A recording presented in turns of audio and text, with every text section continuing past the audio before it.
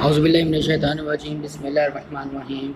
I am your English teacher Sayyid Muhammad Yasir from Ismail Alawala Boys Campus, Class 7, Subject English, Topic Monuments. اور ہماری یہ poem monuments کا part 2 ہے.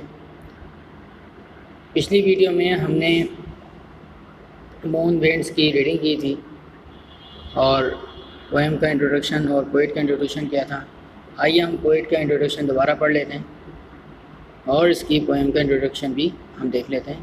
اس کے بعد ہم اس کی ایکسپلینیشن اور سمری کے اوپر بات کریں گے. Ted Hughes was an English poet, translator and child writer, and he wrote many poems and articles in his life.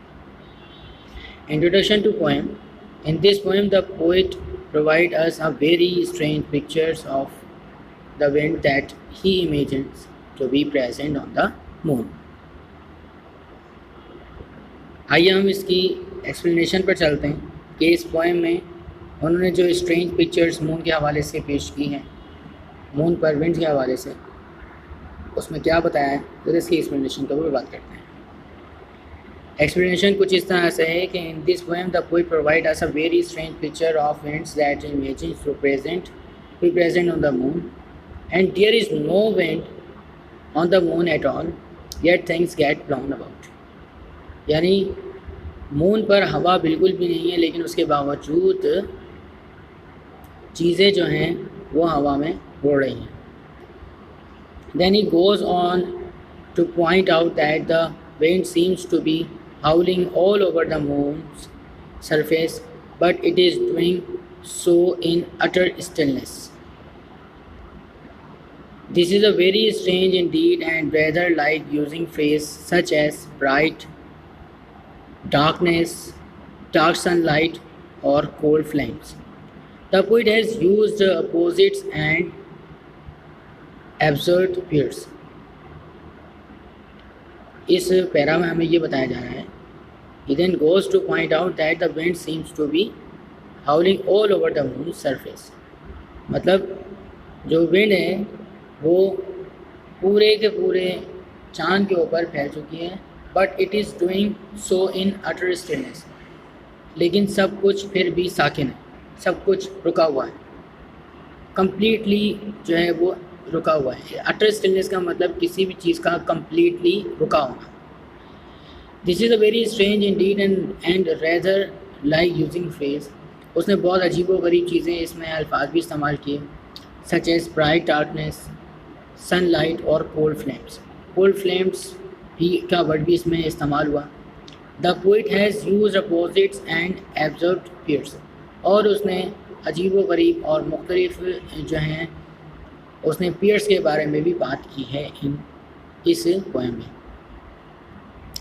مزید in this poem we also come across a very unusual thing such as a scale of cabbages and much more. یعنی اس poem میں بہت ہی غیر معمولی چیزوں کے بارے میں بات کی ہے, جیسے اسکال آف کیبیجز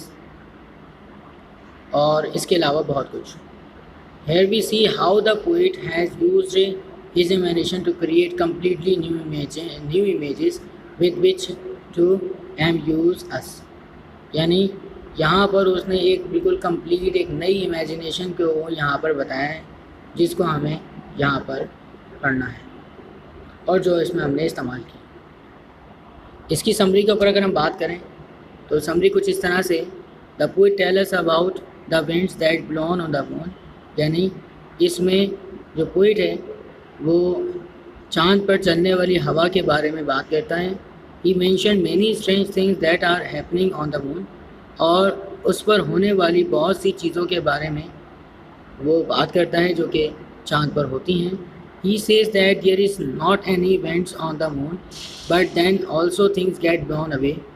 وہ یہ بھی کہتا ہے کہ چاند پر ہوا بالکل بھی نہیں ہے, اس کے باوجود تمام چیزیں ہوا میں اڑ رہی ہیں. And also there is no wind, then also candle shiver out. وہ کہتا ہے کہ ہوا بالکل نہیں ہے, اس کے باوجود جو ہے وہ موم بتی کی جو لو ہے وہ بجھ رہی ہے. This way he tries to illustrate many things happening there and at last conclude by saying that nothing can resist the moon's that still blast.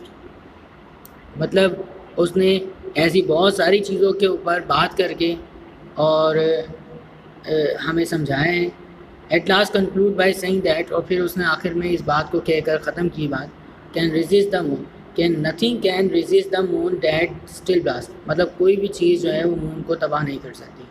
It is that as it is Noor blowing Noor moving still silent, وہ کبھی بھی نہیں مر سکتا, یعنی چاند جو ہے وہ کبھی بھی نہیں مر سکتا اور نہ کہیں جا سکتا ہے, وہ ہمیشہ ہمیشہ سائلنٹ ہے. سو تھینکس فار واچنگ کلاس. امید ہے کہ آپ کو یہ سمجھ میں آئی ہوگی, اور اس کے ریلیٹڈ جو کوئز ہیں وہ آپ ضرور اٹیمپٹ کریں. Thank you for watching. اللہ حافظ. اللہ نگہبان.